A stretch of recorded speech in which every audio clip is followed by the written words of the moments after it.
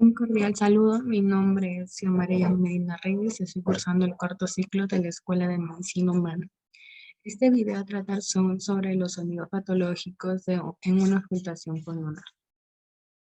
Bueno, primeramente, ¿qué son los sonidos patológicos en una auscultación pulmonar? Lo que vienen a hacer son pequeños ruidos chasqueantes, burbujeantes o estrepitosos en los cuales pasan los pulmones y se da en el proceso de inhalación de la persona. Se cree que ocurre cuando el aire abre los espacios aéreos cerrados.